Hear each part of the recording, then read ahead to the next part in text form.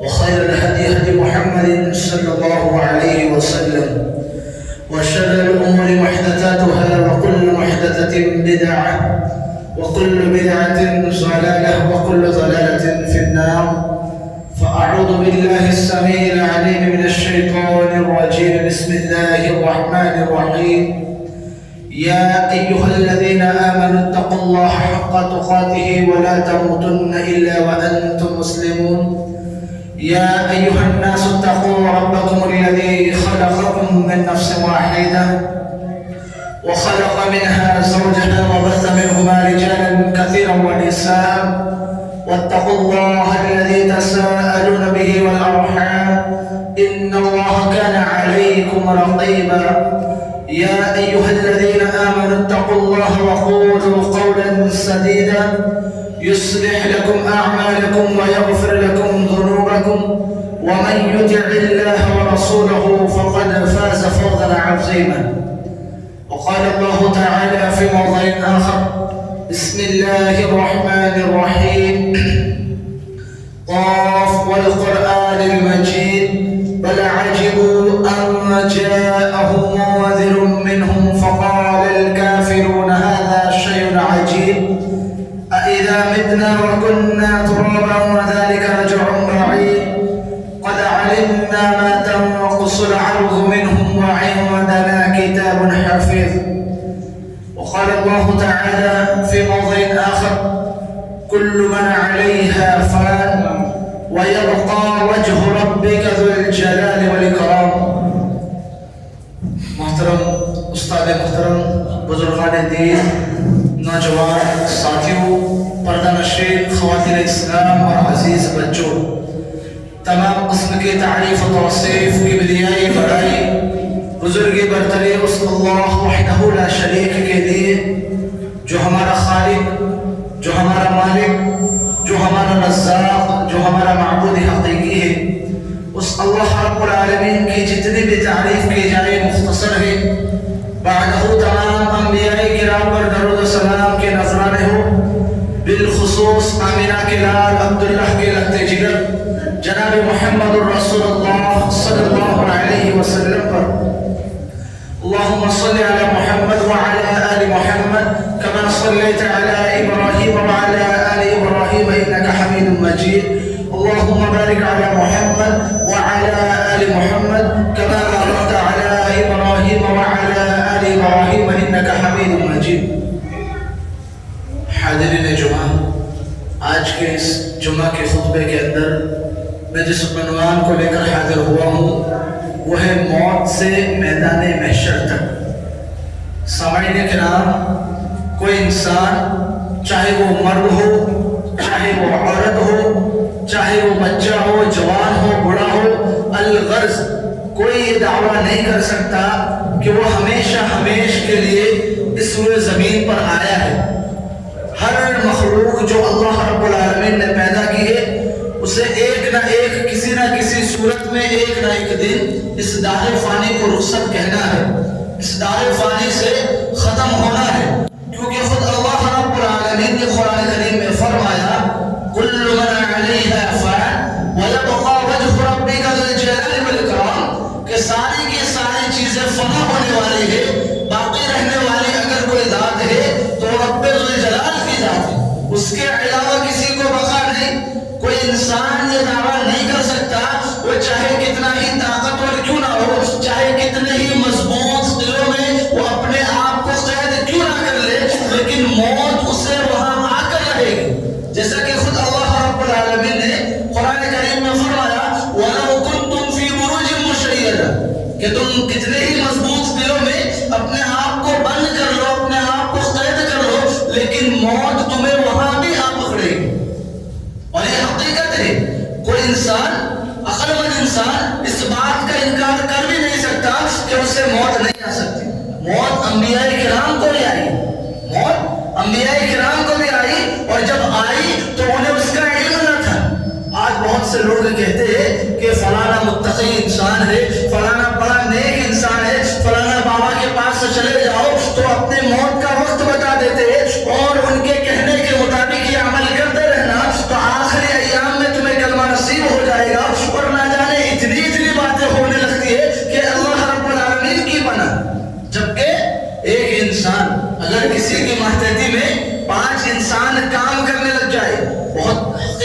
سنانے جا رہا ہوں، غور سے سماعت فرمائیے کہ اگر کوئی انسان ہے اور اس کے آس پاس 5 انسان کام کرنے والے لگ جائے تو وہ اپنے آپ کو بڑا انسان سمجھتا ہے، وہ اپنے آپ کو زمین سے اوپر رکھتا ہے اور لوگوں پر روب تطبے جماتا ہے، جبکہ اللہ کے نبی حضرت سلیمان علیہ السلام کے بارے میں آتا ہے کہ اللہ تعالیٰ نے انہیں ہواؤں پر حکومت دی تھی۔ اگر ہوا کو یہ حکم دے کہ پورب سے پچھم نکل جاؤ تو ہوا اس طرف مڑ جایا کرتی تھی۔ بڑے بڑے جن ان کے ہاتھ کے نیچے کام کیا کرتے تھے، ان کی ماتحتی میں اپنی زندگی گزارا کرتے تھے۔ جب ان کی موت کا وقت آیا تو کسی کو معلوم نہیں چلا، یہاں تک کہ اتنی پاور رکھنے کے باوجود بھی خود حضرت سلیمان علیہ السلام کو اس بات کا علم نہیں کہ ان کی موت کا وقت آ چکا ہے۔ حدیث میں ہے کہ اللہ کے رسول صلی اللہ علیہ وسلم فرما رہے ہیں کہ حضرت سلیمان علیہ السلام اپنی رعایا کے ساتھ بڑے بڑے جناتوں کے ساتھ بیت المقدس کی تعمیر کر رہے ہیں، بیت المقدس کی تعمیر کر رہے ہیں، اور ان کے انتقال کا وقت، ان کے موت کا وقت بالکل قریب آ چکا، اور موت کا فرشتہ آ کر ان کی روح نکال کر لے کر چلا گیا، اور اس وقت حضرت سلیمان علیہ السلام ایک لاٹھی کے، ایک لکڑی کے سہارے پر زمین پر کھڑے تھے، ان کی روح وہاں سے قبض ہو گئی، لیکن جناتوں کو معلوم نہ چلا۔ جب کچھ دنوں کے بعد اس لکڑی کو دمک کے کیڑوں نے کھا لیا اور لکڑی ختم ہو گئی تو سیدھا حضرت سلیمان علیہ السلام کی جو ڈیڈ باڈی تھی، جو لاش تھی، وہ زمین پر گری۔ تب جا کر جناتوں نے دیکھا کہ سلیمان علیہ السلام اب ہمارے درمیان نہیں رہے۔ اس واقعے کو بتلانے کا مقصد یہ ہے کہ کوئی اپنے اندر یہ گمان پیدا نہ کرے، کوئی اپنے اندر یہ فکر پیدا نہ کرے کہ وہ جم جا رہا ہے، وہ بہت تندرست ہے، وہ بہت احتیاط کے ساتھ زندگی گزار رہا ہے، کھانے پینے میں ہر تہوار سے وہ احتیاط کر رہا ہے تو اسے موت نہیں آئے گی۔ موت ہر ایک کو آنی ہے، اور جب موت آتی ہے تو دبے پاؤں آتی ہے، اعلان کرتے ہوئے نہیں آتی ہے، اور جب آتی ہے تو کسی بھی طرح کی مہلت نہیں دی جاتی۔ موت کو اس بات سے،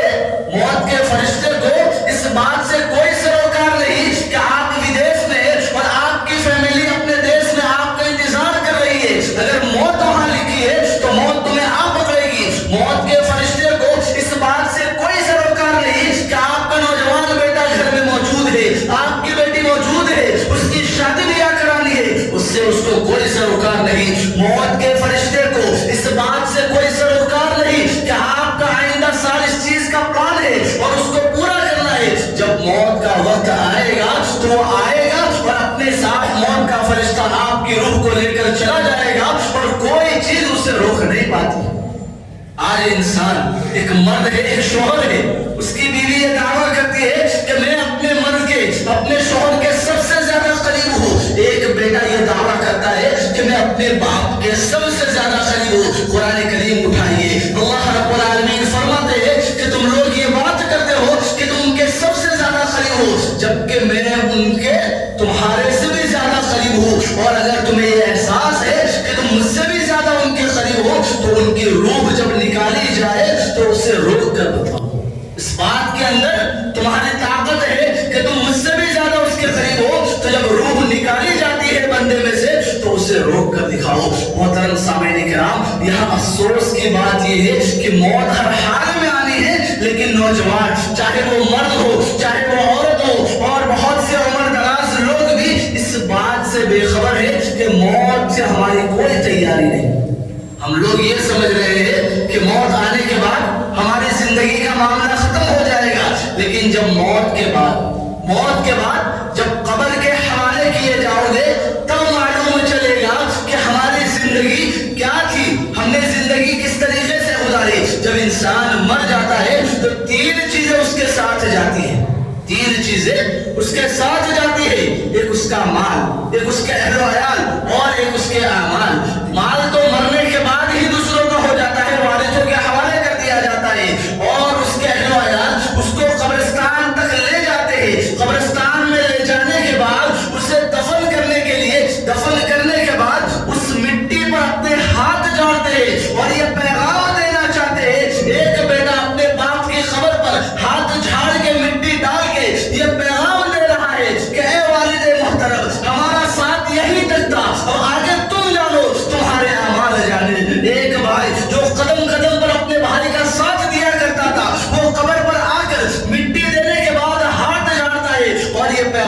دیتا ہے کہ اے میرے بھائی، دنیا کے ہر موقع پہ، زندگی کے ہر موقع پہ میں نے تیرا ساتھ دیا، اب یہیں تک ہمارا ساتھ ہے، آگے تم جانو تمہارے اعمال جانے۔ اللہ کے رسول صلی اللہ علیہ وسلم نے فرمایا کہ جب قبر کے اندر جاتا ہے تو صرف اعمال کام آتے ہیں، اہل و عیال واپس آ جاتے ہیں، مرنے کے بعد مال وارثوں کے حوالے کر دیا جاتا ہے۔ اس کے بعد جب قبر کے حوالے کر دیا جاتا ہے تو اللہ کے رسول صلی اللہ علیہ وسلم کی ایک پیاری حدیث جو ابن ماجہ کی ہے مجھے یاد آتی ہے کہ ایک مرتبہ اللہ کے رسول صلی اللہ علیہ وسلم اپنے صحابہ کے ساتھ ایک انصاری صحابی کے جنازے میں گئے، ایک انصاری صحابی کے جنازے میں گئے، اور جب اللہ کے رسول صلی اللہ علیہ وسلم نے اور صحابہ کرام نے ان کو وہاں قبر کے اندر اتارا تو اللہ کے رسول صلی اللہ علیہ وسلم زار و قطار رونے لگے، بہت زیادہ رونے لگے۔ اللہ کے رسول صلی اللہ علیہ وسلم سے جب سوال کیا گیا کہ اللہ کے رسول صلی اللہ علیہ وسلم آپ کیوں اتنا رو رہے ہیں، کہا کہ اے میرے ساتھیوں، اے میرے صحابہ، قبر کے اندر جو عذاب ہو رہا ہے، قبر کے اندر جو عذاب ہو رہا ہے، اگر وہ ظاہر کر دیا جائے، تم لوگوں کو سنا دیا جائے تو مجھے ڈر ہے کہ تم اپنے مردوں کو دفنانا چھوڑ دو گے،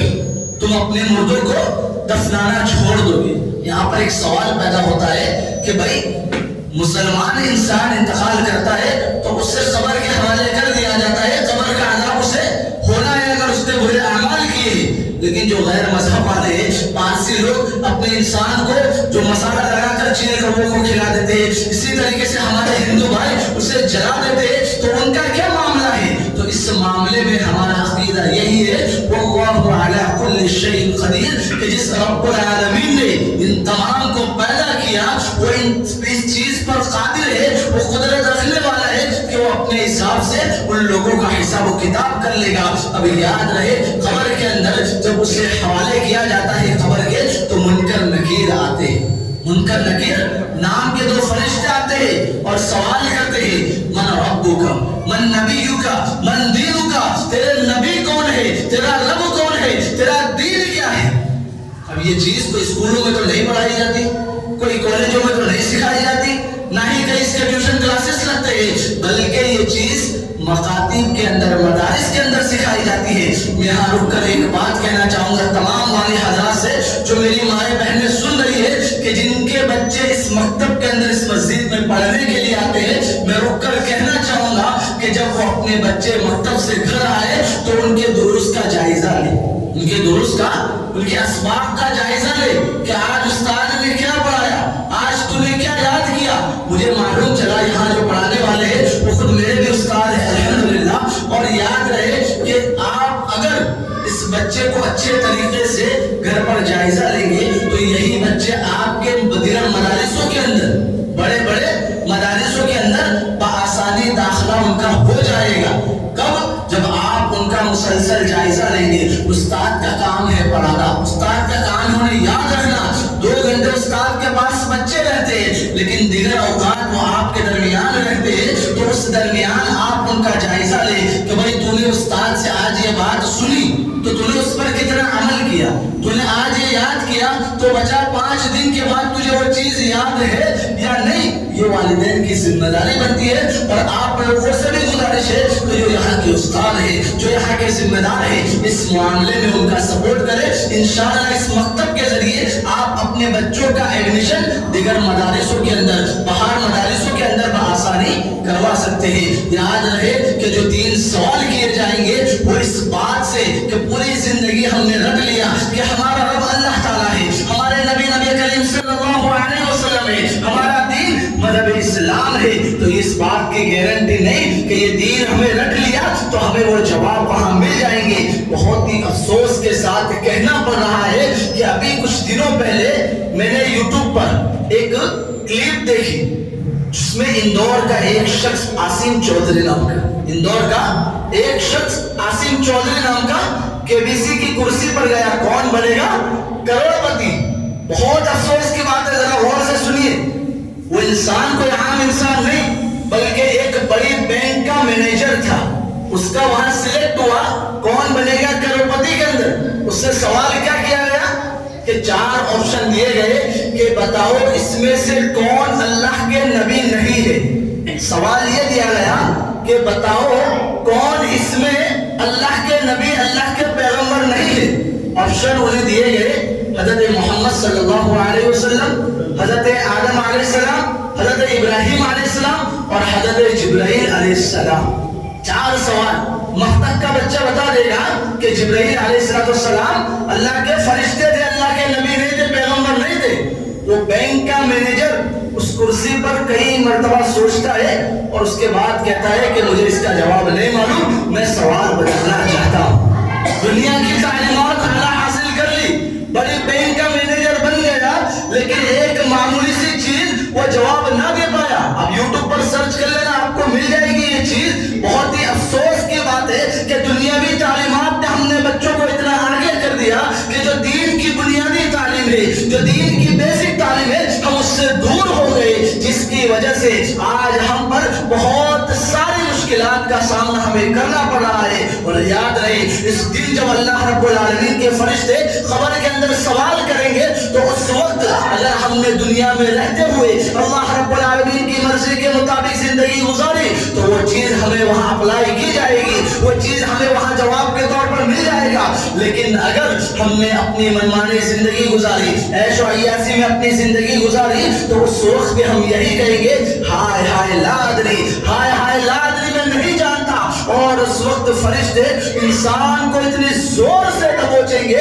کہ اس کی دائیں طرف کی پسلیاں بائیں طرف نکلے گی اور بائیں طرف کی پسلیاں دائیں اور نکلے گی. ذرا سوچو، آپ کہیں کھڑے ہوئے ہیں اور آپ کا ایک دوست آ کر آپ کی کمر پیچھے سے اچانک دباتا ہے، آپ کو کتنی تکلیف ہوتی ہے. تو سوچو خبر کے اندر جب فرشتے ایک دوسرے کو دبوچیں گے تو ہمارا کیا معاملہ ہوگا. آگے حدیث حضرت عثمان بن عفان رضی اللہ تعالی عنہ کے بارے میں آتا ہے کہ جب بھی وہ کبھی کسی قبرستان میں جایا کرتے تھے، کسی قبر کے پاس سے گزرا کرتے تھے، وہ اتنے رویا کرتے تھے، وہ اتنے زار و خطا رویا کرتے تھے کہ ان کی داڑھی آنسوؤں سے تر ہو جایا کرتی تھی. کسی نے سوال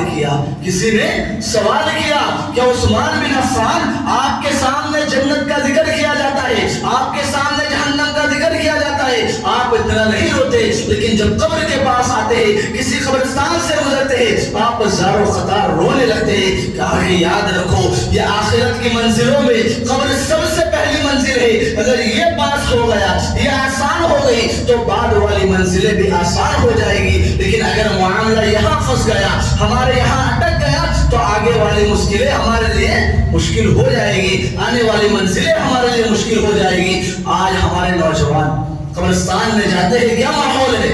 کیا حال ہے. نوجوانوں کو دیکھا ہے وہ گرل فرینڈ کے ساتھ چیٹنگ کر رہے ہیں کہ ہاں بھائی دفن ودی ہو گئی، یہ چیز ہو گئی، رشتہ دار ایک دوسرے سے ہنسی مذاق کر رہے ہیں. بہت سے بوڑھوں کو دیکھا کہ بہت پہلے قبرستان پہنچ جاتے ہیں اور وہاں پر بیٹھ کر ایک دوسرے کی غیبت کی جاتی ہے، ایک دوسرے کی چگلی کی جاتی ہے، ایک دوسرے کی عزتیں اچھالی جاتی ہے. اور عورتوں کے اندر بھی جب وہ تعزیت کے لیے جاتے ہیں تو ان کی اچھائی بیان کرنے کے بجائے وہ ایک دوسروں کی برائیاں کرنے لگ جاتی ہے. آج یہ نوجوانوں کا حال ہو چکا ہے، آج یہ مسلمانوں کا حال ہو چکا ہے کہ جس جگہ اللہ کے رسول صلی اللہ علیہ وسلم، جس جگہ صحابہ کرام عبرت کے لیے جایا کرتے تھے، جس جگہ جانے پر ان کی روح کانپ جایا کرتی تھی، ان کی آنکھیں اشک بار ہو جایا کرتی تھی، آج ان جگہوں پر بیٹھ کر ہمارے نوجوان ہنسی مذاق کر رہے ہیں، ان جگہوں پر بیٹھ کر ہمارے نوجوان برائیوں کو انجام دے رہے ہیں. اور پھر اللہ رب العالمین کا عذاب ہم پر نہ آئے تو پھر کیا ہے.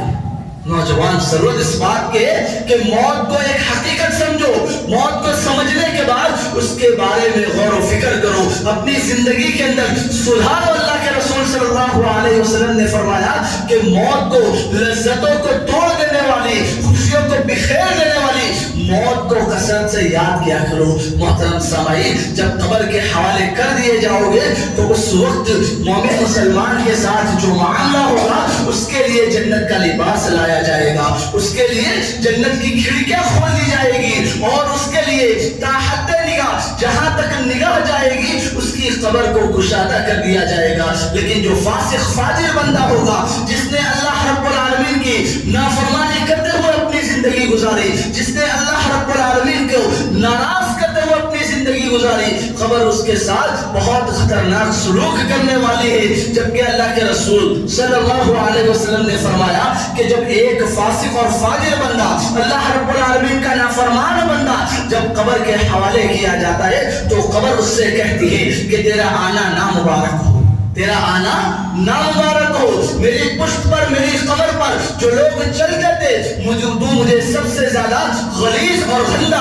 اور نافرمان اور بیکار معلوم ہوتا تھا، لہذا دیکھ اب تو میرے حوالے کیا گیا ہے تو میں تیرے ساتھ کیسا سلوک کرتی ہوں، اور اس کے بعد قبر اس کو دبوچنے لگ جاتی ہے۔ اس کے بعد جب ایک اللہ رب العالمین کا فرما بردار بندہ، اللہ رب العالمین کی اطاعت کرنے والا، قرآن و حدیث کے مطابق اپنی زندگی گزارنے والا بندہ جب انتقال کر جاتا ہے تو قبر اس سے کہتی ہے کہ تیرا آنا مبارک ہو، جو میری پشت پر چلتے تھے تو مجھے سب سے زیادہ عزیز تھا، اب دیکھ تو میرے حوالے کیا گیا ہے تو میں تیرے ساتھ کتنا بہتر سلوک کرتی ہوں۔ اور اس کے بعد اس کی خبر کو تحت نگاہ کھول دیا جاتا ہے اور قبر کے اندر انہیں جنت کا لباس پہنا دیا جاتا ہے۔ تو اگر ہم لوگ عذاب قبر سے بچنا چاہتے ہیں، قبر کی سختیوں سے بچنا چاہتے ہیں، تو ضروری ہے کہ ہم لوگ دنیا میں رہتے ہوئے قرآن و حدیث کے مطابق اپنی زندگی گزارے۔ نوجوانوں کو دیکھا جاتا ہے کہ ہر معاملے میں وہ اللہ کے رسول صلی اللہ علیہ وسلم کو فالو کرنے کے بجائے وہ ہیروئن کو، وہ ہیرو کو اپنا آئیڈل مناتے ہیں، جبکہ اللہ کے رسول صلی اللہ علیہ وسلم کے بارے میں قرآن کریم میں صاف ستھرے انداز میں فرمایا لقد كان لكم في رسول الله اسوة حسنة، اسوة حسنة، کہ نبی کریم صلی اللہ علیہ وسلم کی زندگی تمہارے لیے اسوہ آئیڈل اور نمونہ ہے۔ ابھی کچھ دنوں پہلے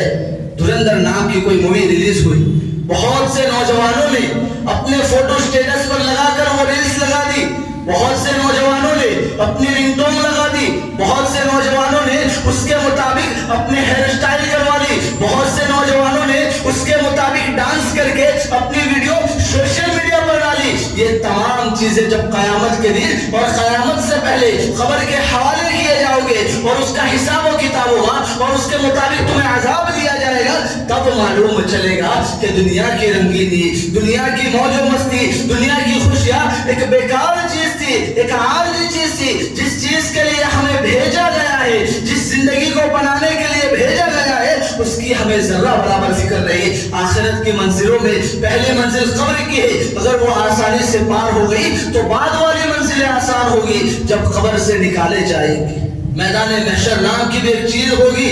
اور آپ کو معلوم ہے میدان محشر بہت سختی کا ماحول ہوگا، نفسا نفسی کا عالم ہوگا، تمام انبیاء کرام افراتفری میں ہوں گے، نبی کریم صلی اللہ علیہ وسلم سجدے کے اندر ہوں گے۔ سوال کیا حضرت عائشہ صدیقہ رضی اللہ تعالیٰ عنہا نے کہ اللہ کے رسول صلی اللہ علیہ وسلم اس وقت کیا ماحول ہوگا، اس وقت کیا عالم ہوگا؟ اللہ کے رسول صلی اللہ علیہ وسلم نے کہا کہ جسم پر لباس نام کی کوئی چیز نہ ہوگی،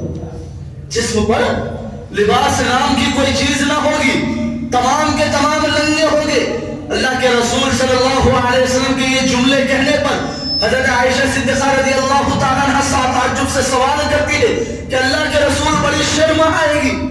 بڑی شرم آئے گی کہ لوگ ایک دوسرے کو دیکھیں گے، باپ بیٹے کو ننگا دیکھے گا، بیٹا باپ کو ننگا دیکھے گا، ماں بہنیں سامنے ہوگی، لوگ ایک دوسرے کو دیکھ کر شرمائیں گے۔ اللہ کے رسول صلی اللہ علیہ وسلم نے کہا کہ عائشہ وہ عالم ایسا ہوگا، وہ دن ایسا ہوگا، وہ گھڑی ایسی ہوگی کہ لوگ ایک دوسرے کو دیکھنے کی فرصت نہ ہوگی، سب کو اپنی اپنی پڑی ہوگی، لوگ پسینوں میں ڈوبے ہوئے ہوگے، شرابور ہوگے، کوئی ٹخنوں تک پسینے میں ہوگا، کوئی گھٹنوں تک پسینے میں ہوگا، کوئی کمر تک پسینے میں ہوگا، کوئی سینے تک پسینے میں ہوگا، کوئی گردن تک پسینے میں ڈوبا ہوا ہوگا۔ الغرض ہر انسان اپنے گناہوں کی مقدار پسینے میں غرق ہوگا، پسینے میں ڈوبا ہوا ہوگا۔ آج سورج ہم سے 9 کروڑ 40 میل کے فاصلے پر چوتھے آسمان پر فائدے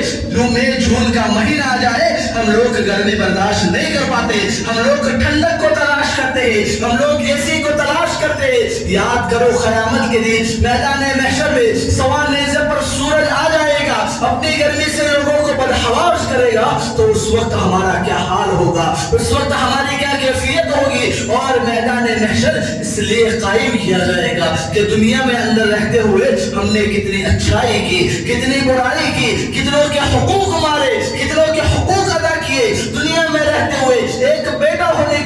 حیثیت سے ماں باپ کے کیا حقوق ادا کیے، ایک باپ ہونے کی حیثیت سے اولاد تربیت پر ہم نے اولاد کے کیا حقوق کیے، ایک بیوی ہونے کے ناطے شوہر کے کیا حقوق ادا کیے، ان تمام معاملوں پر پوچھ پرچھ ہوگی۔ اللہ رب العالمین عرش کی کرسی پر بیٹھے گا، اگر انصاف ہوگا، اور یاد رہے کہ اس وقت ماحول اتنا گرم ہوگا، اس وقت ماحول اتنا سخت ہوگا کہ ہر کوئی ایک دوسرے سے منہ چھپاتا پھرے گا۔ یوم یفر المرء من اخیہ وامہ وابیہ وصاحبتہ وبنیہ لکل امرئ منہم یومئذ شأن یغنیہ، کہ بھائی اگر آج کوئی میٹر ہو جائے، آج کوئی لڑائی جھگڑا ہو جائے، بھائی کو ایک فون کرو، دوڑا دوڑا اپنی ٹولی کو لے کر آتا ہے۔ بیٹا اگر کوئی معاملہ ہو جائے، باپ دوڑا دوڑا آتا ہے، لیکن وہ قیامت کا معاملہ ایسا ہوگا، رہے گا نہ باپ بیٹا نہ بیٹا باپ کا، وہ معاملہ ایسا ہوگا کہ بہت ہی سخت ماحول ہوگا، لوگ ایک دوسرے سے منہ چھپاتے پھریں گے کہ کہیں کوئی نیکی نہ مانگ لے، کہیں کوئی مجھ سے بھلائی کا طلبگار نہ ہو جائے، اور اپنے آپ کو ایک دوسرے سے الگ تھلگ پھریں گے۔ ہاں یاد رکھو کہ اس وقت کوئی تنہا نہ ہوگا، اس وقت بڑا ہجوم ہوگا، حضرت آدم علیہ السلام سے لے کر آخری انسان تک تمام کے تمام وہاں موجود ہوں گے، لیکن اس کے باوجود بھی ہر شخص، ہر فرد اپنے آپ کو اکیلا اور تنہا محسوس کرے گا۔ اس کی وجہ یہ ہے کہ جو شخص دنیا کے اندر اللہ رب العالمین کی نافرمانی کرتے ہوئے زندگی گزارا، وہ اس وقت ان سختیوں کا سامنا کرے گا، لیکن جو شخص دنیا میں رہتے ہوئے اللہ رب العالمین کی فرما برداری میں اپنی زندگی گزارے گا، قرآن و حدیث کے مطابق اپنے عمل کرے گا، قرآن و حدیث کے مطابق اپنی شادی بیاہ کو انجام دے گا، قرآن و حدیث کے مطابق نبی کریم صلی اللہ علیہ وسلم کے طریقے پر اپنے آس پاس رہنے والے مسلمانوں کے حقوق ادا کرے گا، تو اللہ تعالیٰ نے ان کے لیے وہاں بہترین انتظام کر رکھا ہے کہ 7 قسم کے لوگ ایسے ہوں گے جن کو اللہ تعالیٰ اپنے عرش کے سائے تلے جگہ نصیب فرمائے گا، جس دن اللہ رب العالمین کے عرش کے علاوہ کسی اور چیز کا سایہ نہ ہوگا۔ اس میں سب سے پہلی چیز کیا فرمائی؟ سب سے پہلی چیز کیا فرمائی؟ امام عادل۔ آج جو لوگ صدر بنے بیٹھے ہیں، آج جو لوگ ذمہ دار بنے بیٹھے ہوئے، اپنے گھروں کے وڈیل بنے بیٹھے ہوئے، اپنے خاندانوں کے بڑے بنے بیٹھے ہیں، اللہ تعالیٰ تم لوگوں سے سوال کرے گا۔ اللہ تعالیٰ ان لوگوں سے سوال کرے گا جو کسی مدرسے کی تنظیم کے ذمہ دار ہے، جو کسی گھر کے ذمہ دار ہے، جو کسی کمیونٹی کے ذمہ دار ہے، جو کسی سوسائٹی کے ذمہ دار ہے۔ امام عادل، انصاف پسند حاکم۔ اگر ذرہ برابر بھی ناانصافی ہو گئی انصاف کے معاملے میں یہاں رک کر عمر فاروق رضی اللہ تعالیٰ عنہ کی موت کے وقت کو یاد کرنا چاہتا ہوں کہ جب فجر کی نماز کا وقت تھا، فجر کی نماز کا وقت تھا، ابو لولو فیروز نامی شخص آتا ہے، اپنے اندر ایک خنجر پارسی شخص ہے، وہ اللہ کے رسول صلی اللہ علیہ وسلم کے سسور پیارے صحابی عمر فاروق سے دشمنی رکھتا ہے، اور فجر کے وقت وہ نماز کے لیے پہنچتا ہے۔ عمر فاروق جیسے ہی مصلی پر آگے بڑھتے ہیں، وہ پیچھے سے آ کر ان پر حملہ کر دیتا ہے، خون بہنے لگتا ہے۔ عمر فاروق نماز کو جاری کرتے ہیں، جاری رکھتے ہیں، لیکن دیکھا کہ وہ حالت بدترین ہو رہی ہے، اتنی کیپیسٹی نہیں بچی کہ نماز کو مکمل کرایا جائے۔ وہ پیچھے سے عبد الرحمن بن عوف کو اشارے سے ہاتھ بڑھاتے ہیں کہ آپ نماز کو مکمل کرائیے، اور عمر فاروق وہی لیٹے ہوئے وہی تڑپ رہے ہیں۔ اور نماز کے بعد عبداللہ بن عباس رضی اللہ تعالیٰ، غور و فکر کا معاملہ ہے، عبداللہ بن عباس رضی اللہ تعالیٰ عنہ اور حضرت عبد الرحمن بن عوف انہیں اٹھا کر ان کے گھر لے جاتے ہیں۔ حکیموں نے آ کر دیکھا، طبیبوں نے آ کر دیکھا اور کہا کہ اب آپ کے انتقال کا، موت کا وقت قریب ہے، آپ کا کوئی علاج نہیں۔ جو زہر بھرا خنجر تھا وہ آپ کے ہتھوڑوں کو کاٹ چکا ہے، وہ آپ کے ہتھوڑیوں کو کاٹ چکا ہے، اب آپ کی زندگی کے امکان بہت کم بچے ہیں۔ عمر فاروق رونے لگے، زار و قطار رونے لگے۔ عبداللہ بن عباس رضی اللہ تعالیٰ عنہ سوال کرتے ہیں کہ عمر فاروق کے امیر المؤمنین آپ کیوں رو رہے ہو؟ آپ نے اسلام کے لیے بہت کچھ کیا ہے، یہاں تک کہ جب آپ اس دنیا سے گئے، اللہ کے رسول صلی اللہ علیہ وسلم اس دنیا سے رخصت ہوئے تو آپ سے راضی تھے، وہ آپ صلی اللہ علیہ وسلم آپ سے راضی تھے۔ ابو بکر اس دنیا سے گئے تو وہ بھی آپ سے راضی تھے، اور آپ نے اسلام کے لیے بہت کچھ کیا ہوا ہے جس کی کمی بیشی نہیں۔ عبداللہ بن عباس رضی اللہ تعالیٰ عنہ کو عمر فاروق ہاتھ پکڑ کر کہتے ہیں کہ میں مانتا ہوں کہ جب اللہ کے رسول دنیا سے رخصت ہوئے ہوئے وہ مجھ سے راضی تھے. ابو بکر کا میں نے ہر معاملے میں ساتھ دیا. جب وہ اس دنیا سے گئے تو مجھ سے راضی تھے. لیکن مجھے ڈر اس بات کا ہے کہ میری خلافت کے دور میں میں نے بہت سارے فیصلے کیے. کیا معلوم اللہ تعالیٰ کو میرا کون سا فیصلہ پسند آیا اور کون سا ناپسند آیا. اگر اس معاملے میں اگر میری پکڑ ہو گئی, میری گرفت ہو گئی, تو رب تعالیٰ کے دربار میں میرا کیا معاملہ ہوگا, میرا کیا حال ہوگا, یہ سوچ کر میں ڈر رہا ہوں. اے عبداللہ بن عباس, اگر قیامت کے دن اللہ رب العالمین مجھ سے یہ کہہ دے کہ عمر فاروق تو زمین پر سونا دے کر مجھے اپنے آپ سے چھڑا لے, میرے عذاب سے چھڑا لے, میں زمین پر سونا دینے کے لیے تیار ہوں, لیکن اللہ کا عذاب, اللہ رب العالمین کی پکڑ سہنے کے لیے تیار نہیں. وہ عمر فاروق جنہوں نے عدل و انصاف کے ساتھ اپنی زندگی گزاری, جنہوں نے لوگوں کی حمایت کے لیے, لوگوں کی خدمت کے لیے اپنی جوانی گزار دی, جنہوں نے اسلام کو قوت بخشی, یہاں تک کہ اللہ کے رسول صلی اللہ علیہ وسلم کو, مسلمانوں کو دار الارقم سے نکال کر خانہ کعبہ تک پہنچایا. وہ عمر فاروق کا یہ حال ہے کہ اتنے متقی, اتنی نیکیوں کے باوجود اللہ رب العالمین کا خوف ان کے دلوں کے اندر بھرا پڑا ہے کہ کہیں اللہ کی پکڑ نہ ہو جائے. اور آج ہمارے قبضے میں, ہماری ملکیت میں معمولی لوگ آ جائے, ہم لوگ ناانصافی کرنے لگ جاتے ہیں. اور بھی بہت ساری باتیں ہیں, وقت اس بات کی اجازت نہیں دیتا کہ میں اس مکمل حدیث کو آپ کے سامنے بیان کروں. انشاءاللہ پھر کبھی موقع ملا تو اسی موضوع پر تفصیلی گفتگو ہوگی. اللہ رب العالمین سے دعا ہے کہ اللہ رب العالمین ہم تمام کو موت کو کثرت سے یاد کرنے کی توفیق عطا فرمائے. رب العالمین جب تک زندہ رکھے ایمان پر زندہ رکھے, اور جب ہمارا خاتمہ ہو تو ایمان بالخیر ہو. رب العالمین ہم تمام کے صغیرہ کبیرہ ظاہری باطنی گناہوں کو معاف فرمائے. رب العالمین ہمارے مرحومین جو اس دنیا سے رخصت ہو چکے ہیں, رب العالمین انہیں عذاب قبر سے محفوظ فرمائے. رب العالمین انہیں عذاب کی سختیوں سے محفوظ فرمائے. رب العالمین ان کی قبروں کو نور سے منور فرمائے. رب العالمین انہیں آخرت کی سختیوں سے بچائے. رب العالمین جن کے والدین بحیات ہیں انہیں اپنے سوا کسی کا محتاج نہ بنائے. رب العالمین جو غیر شادی شدہ ہے انہیں نیک صالح جوڑا نصیب فرمائے. رب العالمین جو غیر اولاد ہے انہیں نیک صالح اولاد نصیب فرمائے. رب العالمین جس طریقے سے آج ہمیں یہاں اکٹھا فرمایا ہے, رب العالمین ہمیں جنت کے باغات میں اکٹھا فرمائے. رب العالمین عالم اسلام کے اندر مسلمان جہاں کہیں پریشان ہے, رب العالمین ان کی پریشانیوں کو دور فرمائے. رب العالمین جو بیمار ہے تمام کو شفاء کاملہ عاجلہ عطا فرمائے. رب العالمین ہم تمام کا یہاں بیٹھنا قبول فرمائے. آمین. تقبل یا رب العالمین. وآخر دعوانا الحمدللہ رب العالمین.